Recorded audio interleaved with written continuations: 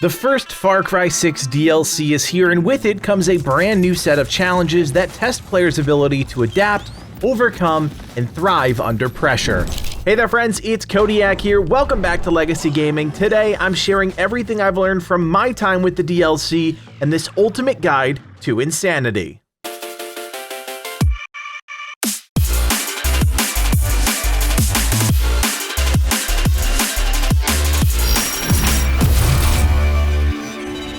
Insanity doesn't subscribe to the traditional Far Cry 6 gameplay loop. You're not clearing out bases, and you're definitely not rolling around in a tank. Understanding how to approach the DLC is really the first step to overcoming it. You start off with nothing more than a simple 1911 pistol. Your goal should first be to upgrade your arsenal. This is paramount for a number of reasons. One, depending on the challenge, a simple pistol just isn't going to be enough. Two, the more gear and upgrades you acquire, the easier things will become when you're facing some of the more difficult challenges on the island. Keep in mind that once you die, you start back at the beginning with little to no cash and all your transient upgrades stripped away. That means that all of your guns and any perks that you've picked up will have to be recollected. That's why it's important to make sure when you are having a good run that you use your cash on permanent upgrades that will help you stay stronger even if death gets in the way. Whether or not you beat the Insanity DLC on your first run really isn't important. What is important is making sure you're setting yourself up for success in case you do fail. When you die, you lose pretty much everything. We've already said that, but there are two systems that are permanent, and you should absolutely focus on them throughout your runs. The first are your gun upgrades. When you complete any Armory Challenge, you unlock the ability to use a specific weapon. You'll get one of those weapons when completing the challenge, but more importantly, you'll unlock the weapon chest that you can upgrade and re-roll at a safe house or the main compound. Those weapon chest upgrades are permanent and persist through death. With each upgrade, you get new perks and attachments. The more you upgrade a weapon, the better it gets, but it takes some serious cash to reach that final tier, so chipping away at it during a run becomes valuable. Traits are another thing that persists through death. There are 5 in total, and each tier of an upgrade gives you access to some sort of game-changing benefit. Certain perks like Pride are huge because they increase your health pool, while others like Sloth provide you with a diverse set of upgrades, all valuable and all permanent. This should absolutely be your focus during a run. Sitting on a lot of cash is dangerous, especially when a stupid death can happen out of nowhere, leaving you completely broke. So make sure to spend your cash on those permanent upgrades. One thing you'll realize pretty quick is that there are a number of things to upgrade and not enough cash to get it all done fast. When it comes to guns, try and focus on unlocking and upgrading 1 or 2 weapons that are going to make a real impact on your run. Because the weapons are set and don't change, you can easily tailor your approach. Take a look at this map here. The sections I've highlighted are the various Armory challenges in the game and their respective rewards. It's easy to unlock all of them, but when you're first starting out, it's best to focus on 1 or 2 guns that you know will make an impact. For example, I focused on getting the machine gun and rifle early on, and then I spent the money to upgrade both weapons. You can really pick whatever path you want here, but the bottom line is this. You only have so much cash on any given run, and if you spread yourself too thin, you'll end up with slightly better baseline weapons when you could have had guns that will carry you further into the Insanity experience.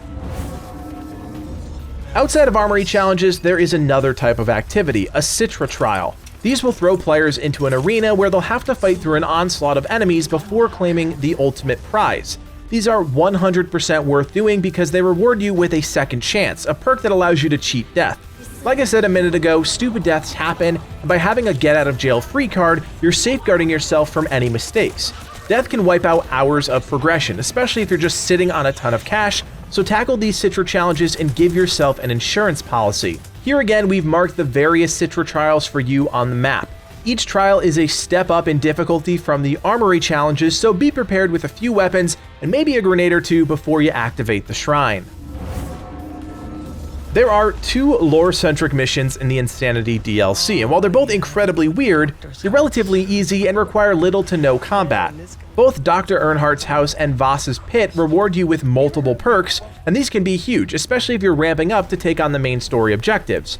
Both are relatively straightforward. At Dr. Earnhardt's house, you'll need to find 3 sets of items lying around in various places. The house is actually above water and mirrored below, and certain things like windows and doors can only be accessed by going below, so keep that in mind while exploring. Vaas's Pit is more story than actual challenge. We all know Vaas is a psycho, and this is kind of a culmination of his madness in an experience. So enjoy it for what it is. If you are a lore nut, you're really going to enjoy both of these locations, but if you're not, simply do them for the incredible rewards. Both sites reward you with multiple perks upon completion, and they're the only two locations that hand over that much power in one go, so don't let that slip by. It took me a hot minute to figure this out, but you can actually re-roll weapons at any safe house. Once you upgrade your weapon chest, you'll have access to more perks and attachments. By re-rolling the weapon, you gain access to new stuff, and that means a loadout that's more suitable for the challenges of the island. I'll be straight with you guys, armor pen is still king, so when I was re-rolling weapons, I was looking for two things: armor penetrating rounds and a suppressor, two staples of the base game. The same rules apply here, and for a few measly bucks, I can re-roll and get a weapon that's leaps and bounds better than what I had. Just keep in mind that you need to re-roll and then purchase the weapon that you rolled, and that can be costly, so plan ahead and really figure out what gun you want and how much cash you'll need to make it happen. Once you unlock the envy traits, you have access to equipment. It might seem random what you get, but you can actually refill and re-roll these options at any safe house in the game. There's a second tab up top that allows you to allocate some cash to re-rolls on any of those equipment options individually, and this is great because you're doing a lot of horde mode style fighting. Having things like claymores or sticky grenades can be huge, while other items like throwing axes might just not work for your playstyle. Just note that every time you re-roll, the price does go up slightly, so don't get too picky or you'll end up broke. During Citra Trials and sometimes around the island, you'll see little golden rats scurrying around. These are not just for show, and if you're able to kill them before they disappear, they'll actually drop a perk. This is a freebie, and while some perks are pretty pointless, there are a number of incredibly powerful ones that change the trajectory of a run. These rats are often found in Citra's Trials, so keep your eyes peeled right after completing the challenge. In one case, I was able to kill a handful of rats and claim their prizes. Remember, any perks you don't want, you can sell, and you should lean hard into this because that cash, as we've discussed, is huge when it comes to getting upgrades and surviving. The final thing I want to talk about are the fast travel doors. There are 3 sets of them in the game, and each is connected to another specific door. As you can see on my map, the doors are labeled with 1s, 2s, or 3s. Walking through door 1 will land you on the other side of door 1. Door 2 will land you on the other side of door 2, and door 3 will land you on the other side of door 3. It's a modified fast travel system and the only speedy way to get around Rook Island. There is a trait that unlocks quads, which can be helpful, but I chose to spend my money elsewhere. These fast travel doors aren't hard to find, but can easily cut your runtime in half as long as you plan out your route ahead of time.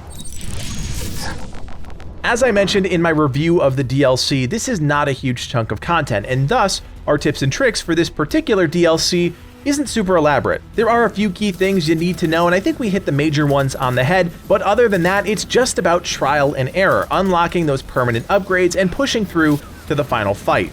As always, if you guys enjoyed this video, we'd love your support. We do our best to keep these videos nice and short, and if you appreciate that, we would appreciate you hitting that like button and subscribing. It's still the best way to help channels like ours reach new audiences. You can also join us on Discord. We've got a great community of around 7,000 members with a special section dedicated just to Far Cry 6, so check out that link in the description and join today. Finally, if you like everything we're doing here at Legacy Gaming and you want to help us out even more, you can now do so by becoming a member. For just a couple bucks, you're helping evolve the channel and take our community to that next level. Check out the join button below to learn more. My name is Codiak, and from everyone here at Legacy Gaming, thanks for watching, and play on.